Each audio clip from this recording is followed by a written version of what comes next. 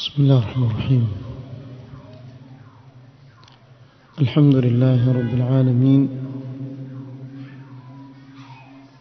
والصلاة والسلام على رسوله الأمين محمد وآله وصحبه أجمعين. أما بعد، leo ikiwa ni tarehe 3 mwezi wa Safar mwaka 1447, katika darsa ya risala al-usul al-thalatha للإمام المجدد محمد بن عبد الوهاب رحمه الله تعالى، بشرح فضيلة الشيخ العلامة محمد بن صالح العثيمين رحمه الله تعالى.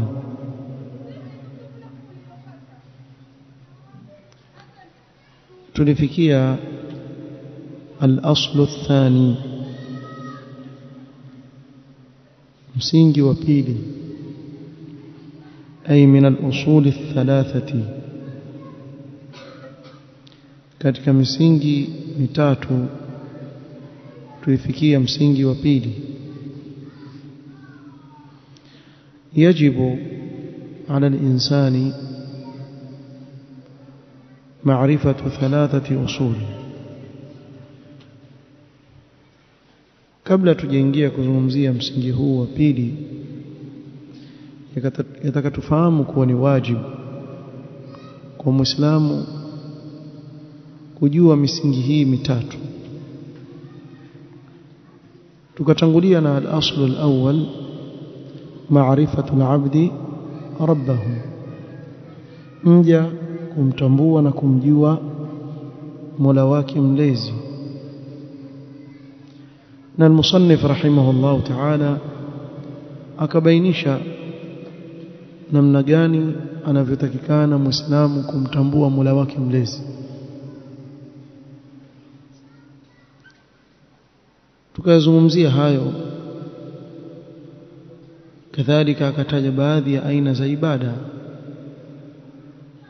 ambazo tumwabudu nazo Mola wetu mlezi, na kuwa ibada hizo hapelekewi isipokuwa Allah subhanahu wa ta'ala. kwa yote atakayempelekea asiyekuwa Allah subhanahu wa ta'ala atakuwa amefanya shirk, amemshirikisha Allah subhanahu wa ta'ala. ثم قال هنا رحمه الله الأصل الثاني،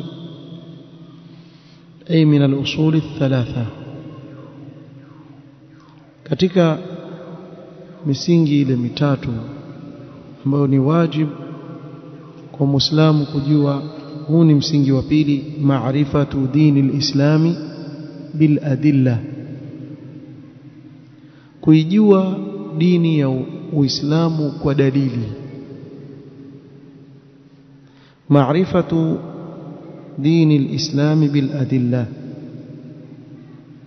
kuijua dini ya Uislamu kwa dalili. kwa ni wajibu kwa Muislamu kuutambua Uislamu, lakini pia bil adilla, ay min al-kitabi was sunna, kwa dalili katika Qur'an na sunna. liyakuna al-insanu ala basiratin min dinihi, ili mtu awe dini yake aifuata juu ya ujuzi na ilmu, kwa sababu yaogopewa kwa yoyote ambaye ataufuata Uislamu bila ya kuusoma kwa dalili. huyu aogopewa katika uhai wake wa dunia, kwa sababu atakuwa amwabudu Mola wake bila ya ilmu, kwa ujinga. na wengi katika ndugu zetu wameangukia katika bid'a kwa sababu ya kutoutambua Uislamu kwa dalili. bali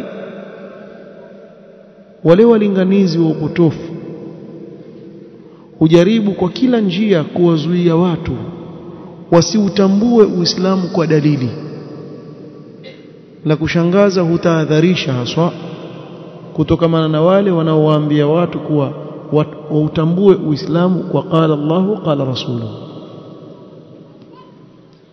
Wao husema kuwa hii ni mojawapo wa njia ambazo watumia mawahabi kuwapoteza watu. Subhanallah. Yani watu kuwaambia Waislamu kuwa Uislamu watakikana ufahamike kwa dalili. Waambia ona, hiyo ndio katika njia wanazozitumia hawa katika kuwapoteza watu. Ukisikia maneno yao mazuri wakwambia dalili, kisha wakatabikisha ile qaul kalimatu haqqin urida biha batil, kuwa neno ni haki lakini makusudio ni ya batil. Nyinyi lifanyeni kwa haki. Kwa mfano, waongozeni watu katika kuifuata dalili, hamna. Kesho kutwa mtawatia kwenye mabida, kisha wakiwauliza dalili, waona mawahabi ndio waliopoteza, wakawapeleka nyinyi katika kuulizia dalili. Hakuna kitu anachokichukia mubtadi' kama mtu kuwa mwerevu akamuuliza madalilu ala dhalika. Kama wewe ni ami, shika hii bakora, chukua, tukupa bure. Mtu yoyote anayekwambia jambo fulani fanya katika dini, muulize wapi dalili, wapi katika Qur'an na wapi katika sunna ya Mtume sallallahu alaihi wasallam tumeamrishwa kufanya hili jambo, na akupe dalili ya wazi. Sababu ukija katika swala tuna dalili, waqimu salata wa atu zakata, iko wazi dalili. Kisha utauliza, na hii swala kwani yaswaliwa vipi? Pia Mtume sallallahu alaihi wasallam amefundisha na akasema sallu kama raaitumuni usalli. Nasema hivi kwa sababu yako mambo mengine ya kiuzushi ambao huyo mtu ukimuuliza dalili wapi aweza kukuviringa wewe. Kwa mfano, dalili ya maulidi ni ipi hiyo? Akamwambia qul bi fadlillahi wa bi rahmatihi fabidhalika falyafrahu. Hapo mkamate. Aliyeteremshwa hii aya nani? Ni Mtume Muhammad sallallahu alaihi wasallam. Hebu tueleze, kama vile swala alipoambiwa aqimus salata, antufundisha kuswali. Ikiwa hii aya maana yake ni maulidi, hatueleza alisherehekea vipi Mtume sallallahu alaihi wasallam. Najua atakupeleka wapi. Alikuwa wajua akifunga Jumatatu basi tosha, mimi pia nitafunga kila Jumatatu. Kuna lingine? Hili la twari hili na kuimbaimba na kucheza, alifundisha akulifundisha? Kaa pembeni. Qala Allahu qala rasuluhu, basi hivyo utasalimika. Na lau kama watu wangetembea na misingi hii, wangewakaba koo mashekhi wa kikhurafi, naona mwaka huo biriani wasingezipata, wangestafuta kwa njia nyingine, lakini si kwa njia ya kudanganya watu kuwa ni dini. Hii si dini, hii si dini ya Allah subhanahu wa ta'ala. Sasa asiyejua Uislamu kwa dalili aogopewa katika dunia yake kupotezwa, basi yatosheleza? La, bali wayukhsha alayhi ba'da mamatihi 'inda su'ali al-malakain idha sa'alahu fi al-qabri an yahsul lahu ash-shakk. Na pia aogopewa huyu asiyeusoma Uislamu akaufahamu kwa dalili zake, pale anapotiwa kaburini, malaika watakapokuwa wamuuliza maswali, huyu aogopewa kuwa aweza kushindwa kujibu yale maswali atakaulizwa na malaika. Na hili lina ushahidi. Nitawaeleza hadithi iliyosihi kutoka kwa Mtume sallallahu alaihi wasallam inayoonyesha hali ya yule ambaye ameufuata Uislamu kwa dalili na yule ambaye afuata tu, watu wakienda kulia yuenda, kushoto yuenda. Tofauti yao katika makaburi yao Mtume sallallahu alaihi wasallam ameieleza katika hadithi ndefu ya al-Bara ibn Azib radhiyallahu anhu wa ardhahu. Na ndani ya hii hadithi ndefu Mtume sallallahu alaihi wasallam akieleza baada ya maiti kuwekwa kaburini, na hili tutapitia mimi na wewe na yule na kila mmoja wetu atapitia hili. Atakapowekwa kaburini, fatuadu ruhuhu fi jasadihi. Mtume sallallahu alaihi wasallam asema ile roho yake itarejea katika kiwiliwili chake. Lakini yale mafungamano ya roho na kiwiliwili katika hali kama hii sio yale ambayo ni ya hapa duniani. Haimaanishi ukimfukua basi atakuwa mzima aweza kutembea. Hii ni jambo la barzakh. Lakini hiyo roho yake itarejeshwa katika kiwiliwili chake. Wayatihi malakani, kisha watamjilia yeye malaika wawili. Fayujlisanihi, kisha watamketisha. Fayaqulani lahu, kisha watamwambia yule bwana, man rabbuka, man rabbuka, nani mola wako mlezi wewe? Fayaqulu la adri, sijui. Fayaqulani lahu ma dinuka, tamuuliza swali la pili, dini yako ni ipi? Fayaqulu la adri, sijui. Swali la tatu ataulizwa, fayaqulani lahu ma hadha ar-rajul alladhi bu'itha fikum, nani huyu bwana aliyetumilizwa kwenu? Fayaqulu la adri. Na katika riwaya sami'tu an-nasa yaquluna qawlan faqultuhu, sijui mimi, na wasikia watu wasema na mimi nikasema, lakini sijui. Alikuwa hana dalili katika kile anachokifuata, ajiendea tu.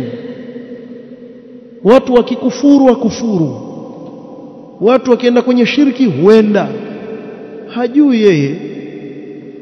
Kisha kuna ile lugha ambayo si nzuri ambayo yatumika na baadhi ya ndugu zetu, shauri yake atapata dhambi yeye, sisi tumfuata tu. Wewe wafuata tu kipofu hivi.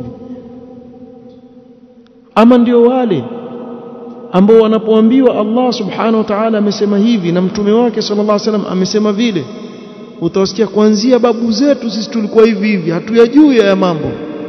Mmoja nyinyi watoto wa juzi na jana kutuletea. Hamjawasikia wakisema hivyo? Wasema kutoka mfungue mato mimi naona hivi. Unkuja wewe utaka kutuletea mapya? La adri, ndio hawa.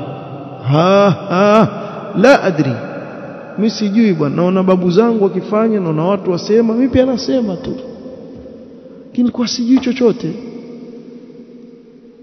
Fayunadi munadi minas samaa an kadhaba, atanadi mwenye kunadi kutoka juu kwa huyo muongo. Faafrishu lahu minan nar, mtandikieni chini yake tandiko la moto. Waftahu lahu baban ila an-nar, namfungulieni mlango wa motoni. Fayatihi min harriha wa samumiha, kisha ule ujoto wa ule moto wa jahannama utamjilia akiwa kaburini, na upepo moto wa jahannam utakuwa wamfunika huyu mtu na kumfikia. Wayudayyiqu alayhi qabruhu hatta takhtalifa fihi adla'uhu, kisha lile kaburi lake litafinywa mpaka mbavu zake zitapishana, finywe kabisa. Wayatihi rajulun qabihul wajhi, kisha tamjilia mtu mwanamume ana sura mbaya sana. Yani wewe fikiria mtu yuko katika hali ya dhiki kama hii, kisha amjilia mtu katika sura mbaya, qabihu thiyab, muntinu rih, nguo yake mbovu, ana harufu mbaya. Fayaqulu abshir billadhi yasuuka, na kupa bishara ya yale yatakayokuudhi na kukutia dhiki zaidi. Hadha yawmuka alladhi kunta tu'ad, hii ndio ile siku ulikuwa umeahidiwa, ndio leo. Fayaqulu man anta, yule maiti yule atamwambia wewe nani wewe? Fawajhuka alwajhu yaji'u bisharri, sura yako tu wewe unavokuja wewe ni mtu wa shari. Wewe niona na dhiki zangu humu mmebanwa, kisha juu yake unaniambia tena nakubashiria mabaya zaidi. Hana huruma bwana. nani wewe sura mbaya wewe na sura yako ya kuleta shari hapa fayaqulu ana amaluka alkhabith wa nisa'u mimi ndio yale matendo yako maovu ulikuwa ukiyafanya duniani mimi hapa ndo mimi fayaqulu rabbi la tuqim as-sa'a huyu bwana kwa kuwa ajua kule akhira kuna adhabu kubwa zaidi amuomba Allah asisimamishe kiyama huyu ndiye yule ambaye hataki kuijua dini yake kwa dalili hii ndio hali yake ama huyu ndio kafir kamkufuru haswa Mtume Muhammad sallallahu alaihi wasallam بخلاف من يعرف أدلة دينه من الكتاب والسنة kinyume na yule anayejua dalili za dini yake katika Qur'ani na Sunna وكان على القول الثابت على التوحيد في الدنيا عاملا بالدين akawa katika kauli iliyo imara katika tauhid hapa duniani aitendea kazi dini yake huyu ni zaidi kuwa atawajibu wale malaika kwa kuambia rabbi Allah wa dini alislam wa nabii Muhammad sallallahu alayhi wasallam kama ilivyo katika hadithi hii ya al-Bara ibn Azib radhiyallahu anhu tutangulia kuitaja sasa ndani yake pia mtume sallallahu alayhi wasallam akieleza hali ya huyu aliyefaulu fatuadu ruhuhu fi jasadihi roho yake itarejeshwa katika kiwiliwili chake fayatihi malakani kisha malaika wawili watamjilia fayujlisani wamketishe yule bwana fayaqulani lahu man rabbuka na katika riwaya yule bwana kwa namna alivyopewa thabati na utulivu na Allah atawaambia wale malaika da'uni hatta usalli rak'atayn nipeni nafasi ni swali rak'a nitawajibu swaleni fayaqulani lahu innaka sataf'al utafanya hivyo lakini mwanzo tujibu yani ana utulivu kabisa hana wasiwasi kuwa tajibu sababu aliishi katika tauhid aliishi katika dini yake kuifuata aliishi katika qala Allahu qala rasuluhu hakuishi na watu ambao kesho wampeleka kaabudu makaburi kesho kutwa wampeleka kwenye bid'a kesho kutwa wampeleka kwenye kitu gani yeye yuendao tu kila kiambiwa mahali yuenda tu akiona watu wengi basi afurahi tuko wengi lakini kaburini utaingia peke yako hao wengine wote innahum lan yughnu anka min Allah shay'a hakuna yote atakayekufaa chochote mbele ya Allah subhanahu wa ta'ala utaingia peke yako kaburini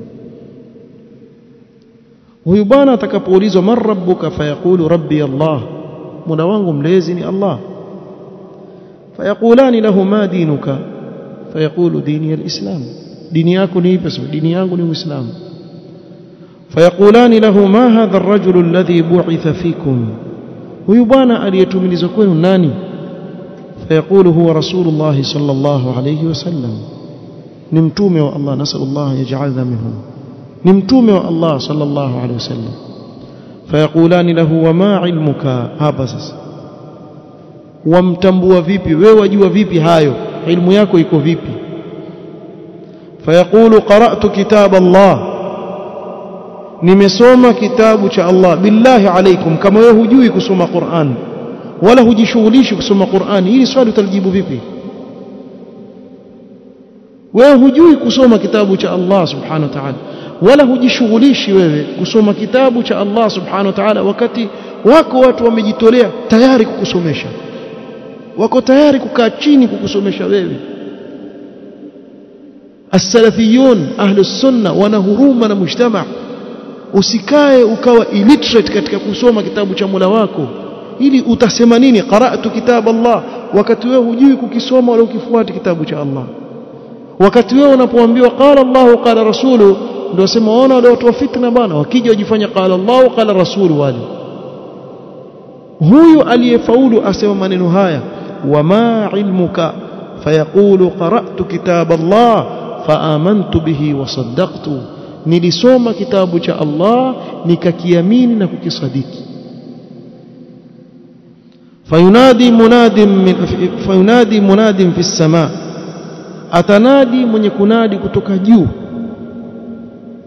an sadaqa abdi, amesema kweli mja wangu, huyo ni mkweli.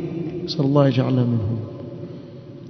Fa afrishuhu min aljanna, mtandikieni katika tandiko la peponi. Wa albisuhu min aljanna, na mumvishe vazi la peponi. Waftahu lahu baban ila aljanna, na mfungulieni mlango wa peponi. Qala fayatihi min rawhiha wa tibiha, ule upepo, harufu nzuri ya pepo utakuwa umpiga bana, raha, pata harufu nzuri. Sio kila anayekufa apata tabu bana. Kuna watu wenda kupumzika na dhiki zenu wengine, yani hapa alipata dhiki za watu aina mbalimbali, pale alipokufa alhamdulillah haoni tena dhiki ya hawa watu.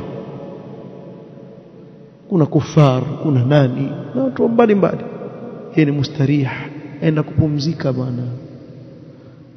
Amepambana katika hii dunia na amali njema, amepambana katika kutafuta ilmu na manfaa na yeye, amepambana katika kukisoma kitabu cha Allah na kukifuata na sunna ya Mtume sallam na kuifuata.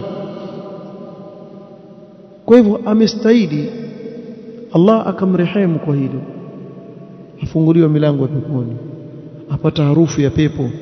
Wa yufsahu lahu fi qabrihi madda basarihi, kisha afunguliwe, akunjuliwe katika kaburi lake upeo wa macho yake. Yule amepewa dhiki, yeye afunguliwe. Qala sallallahu alayhi wasallam, wa yatihi rajulun hasanul wajhi, kisha ajiliwa na mtu ana sura nzuri, mwanamume ana sura nzuri, hasanu thiyab, na nguo zake nzuri kabisa, pendeza kabisa. Tayyibur rih, tena ana harufu nzuri, harufu nzuri sana.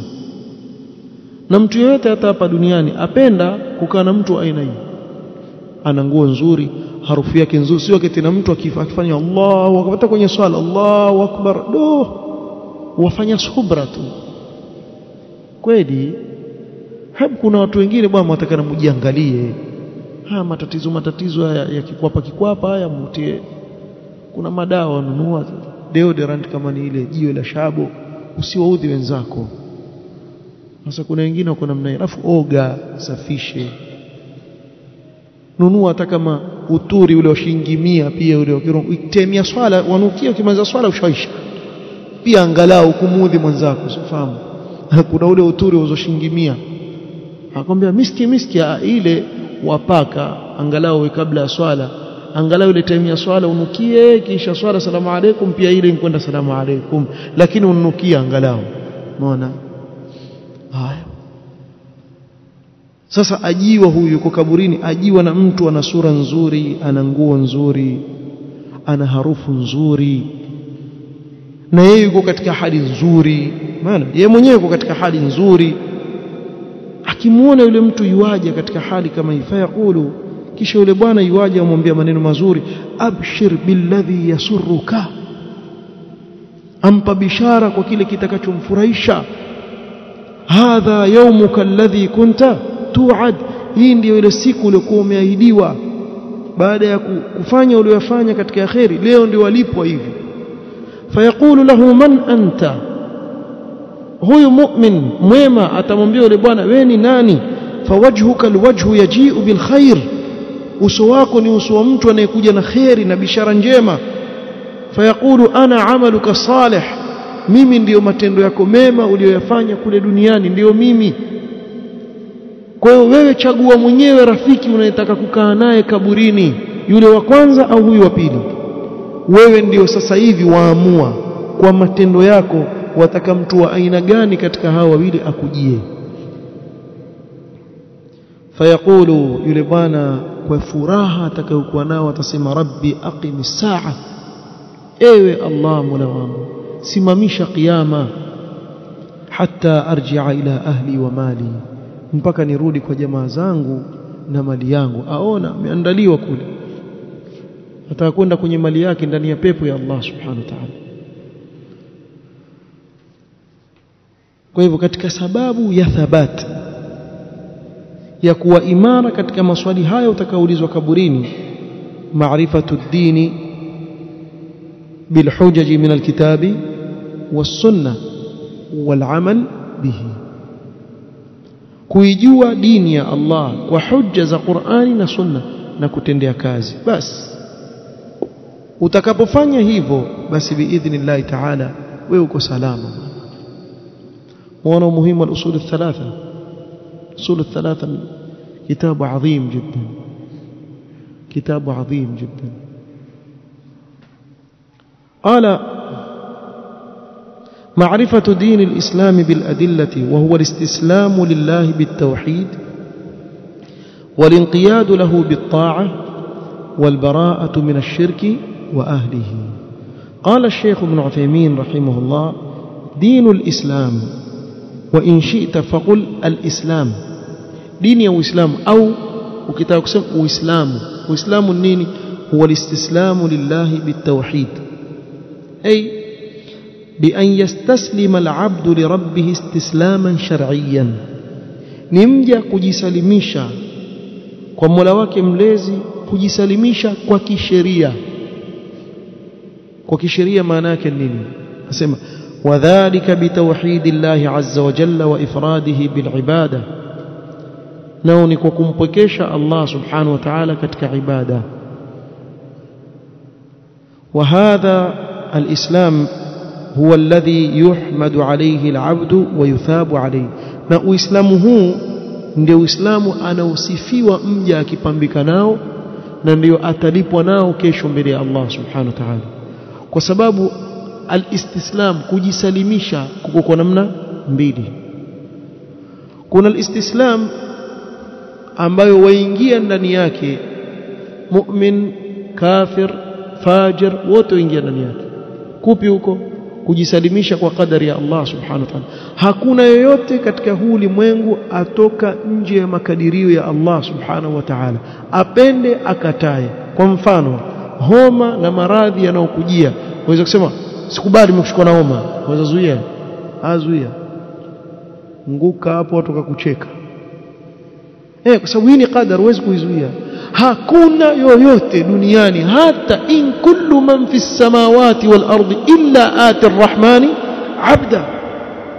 Wewe ni mja wa Allah, upende ukatae. Hata ukachukua maiki ukaweka jispika kubwa nje, mimi nasema hakuna Mungu, sisi tutakuona mjinga tu wewe. Sema mpaka uchoke, lakini hutoki nje ya mipangilio ya Allah subhanahu wa ta'ala. Walahu aslama man fi samawati wal ardi taw'an wa karha, penda usipende, lazima utajisalimisha kwa Allah subhanahu wa ta'ala, kwa sababu yeye ndiye anayepeleka huu ulimwengu. Wa ilayhi turja'un, na kwake yeye peke yake ndiyo mtarejea.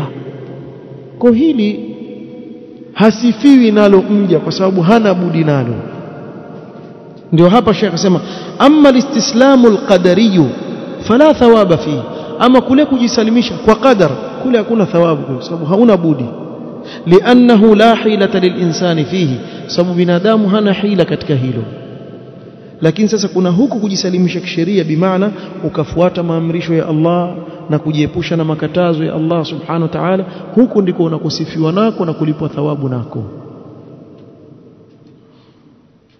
هو الاستسلام لله بالتوحيد والانقياد له بالطاعة. قال الشيخ ابن عثيمين وذلك بفعل أوامره واجتناب نواهيه، وكتكليز maamrisho ya Allah na kujiepusha na makatazo. لأن الطاعة طاعة في الأمر بفعله وطاعة في النهي بتركه. sababu طاعة يكون namna hii. طاعة ni kutii katika amri kwa kuitekeleza, na kutii katika makatazo kwa kujiepusha nayo. Yote mbili ni taa. Kujiepusha na makatazo ni taa, kama vile kufanya maamrisho ni taa. Allah alipokuambia usifanye jambo fulani ukakomeka, umemtii katika hilo. Amekwambia fanya jambo fulani ukalitekeleza, umetii katika hilo. Walbara'atu minash shirki wa ahlihi. البراءة من الشرك أي أن يتبرأ منه ويتخلى منه, ajitenge mbali kabisa na shirki, ajisafishe nafsi yake kutokana na ushirikina. Wa hadha yastalzimu albara'ata min ahli, na hii lazimiana na nini? Yalazimu kujiweka mbali na washirikina. قال الله تعالى قد كانت لكم أسوة حسنة في إبراهيم والذين معه إذ قالوا لقومهم إنا براء منكم ومما تعبدون من دون الله. قال يا إنا براء منكم أي من أهل الشرك. sisi tumejiweka mbali na kujitenga na nyinyi washirikina. Kisha wa mimma ta'buduna min dunillah. Kwa hiyo haitoshelezi wewe kusema kuwa mimi sifanyi ushirikina, nimejiweka mbali na shirki, na watu wa shirki pia ujiweke mbali na wao, uwatenge na kujiweka mbali na wao. Minkum wa mimma ta'buduna min dunillah, kajiweka mbali kabisa na hawa watu na vile wanavyoviabudu pasi na Allah subhanahu wa ta'ala. Tena Ibrahim kafarna bikum, wakawakanusha kabisa. Wabada bainana wa bainakumul adawatu wal baghdha, wazi kabisa uadui baina yetu sisi na nyinyi uko wazi kabisa, na chuki, hatuwezi kuwa sawa na nyinyi abadan hatta tu'minu billahi wahdahu. Mkija katika tauhid sawa, ama sivyo la, sisi tuko mbali na nyinyi, tumejitenga. Hivi ndivyo Ibrahim alayhi salatu wassalam alivyotangaza, na Allah subhanahu wa ta'ala akatuamrisha sisi tumwige Ibrahim kuwa ni uswatun hasana. Yeye na wale waliokuwa naye ni uswatun hasana, tumwige Ibrahim alayhi salatu wassalam, na kadhalika tuwaige wale waliokuwa na Ibrahim alayhi salatu wassalam. Sasa hivi kuna Uislamu tofauti na ule Uislamu alioleta Allah subhanahu wa ta'ala kwa mtume wake Muhammad sallam, unaotaka kutengenezwa. Wakachukuliwa baadhi ya watu, miongoni mwao ni Al-Jufri, wakachukuliwa na Wamarekani, hao watengeze Uislamu kando katika ile muasasa inaitwa Rand. Wakachukuliwa makhurafi, eti hao masufi ndio ule Uislamu wakati na kati. Na hao wasema wenyewe, si ati tunawasingizia, wasema wenyewe.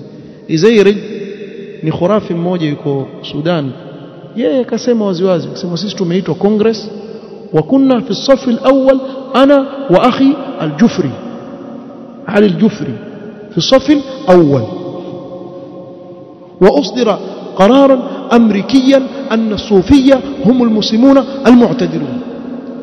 Ma sha Allah. Marekani akasema hawa ndio waislamu ambao ni wakati na kati.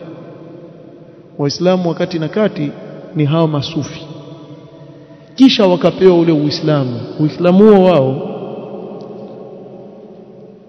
waondoa ukuta unaoitwa alwala walbara kwa ajili ya Uislamu.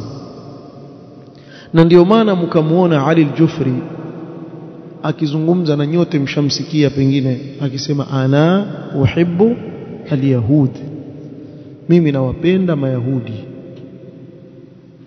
Ana uhibbu al-yahud, bali akasema yeye wawapenda makafiri wote, budhia, al-yahud wan nasara na wengineo, yeye wawapenda wote. Kwa nini bwana?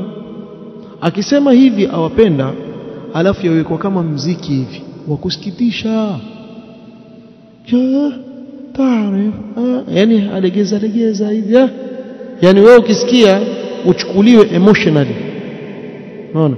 Sasa hii al-Islam al-cute hadha, wataka cute muslim, Muislamu yani ana kama paka pusi, yule pusi, paka pusi yule, mjua yule paka na manyoa, na ukimwona umhurumia, mshika maskini yule paka, haumi hapa puri, akimwona panya mwacha iwapita kweli.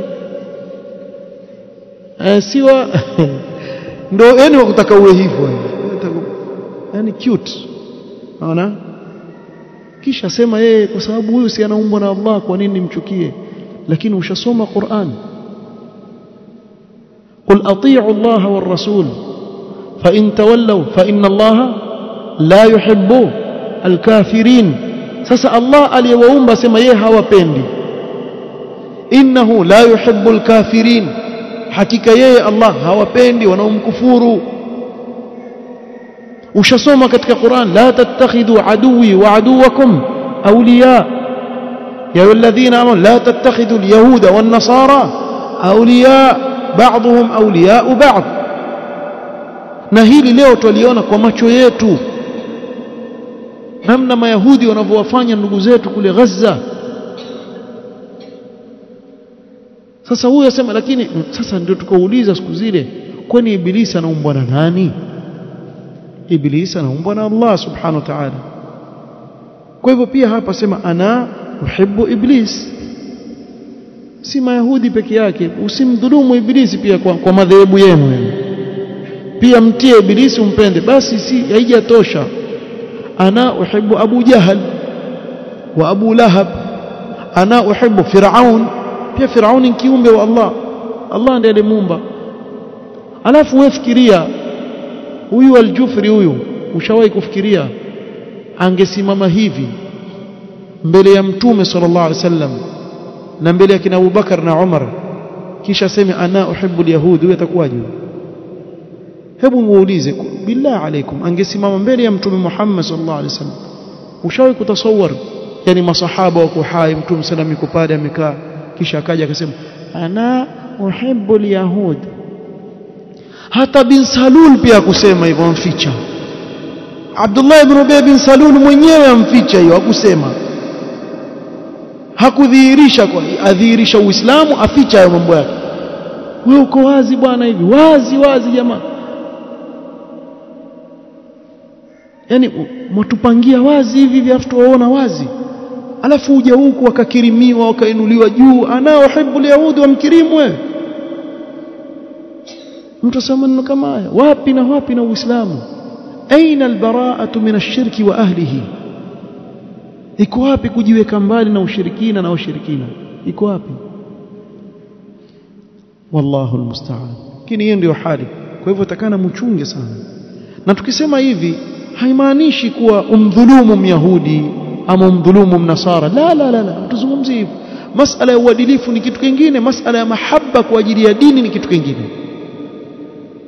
Wala hatujasema kwa jirani yako akiwa ni Myahudi nenda kampige shoka, la la la, mfanyie wema kama jirani yako, huenda Allah akamvuta katika Uislamu. Lakini ndani ya moyo wako wewe wajua kuwa huyu si mtu wangu, huyu ni adui yangu, hilo liko katika moyo wako. لا تجد قوما يؤمنون بالله واليوم الآخر يوادون من حاد الله ورسوله. إكوابي آية والله المستعان. نكتفي بهذا القدر والله تعالى أعلم. سبحانك اللهم وبحمدك أشهد أن لا إله إلا أنت أستغفرك وأتوب إليك. بارك الله فيك.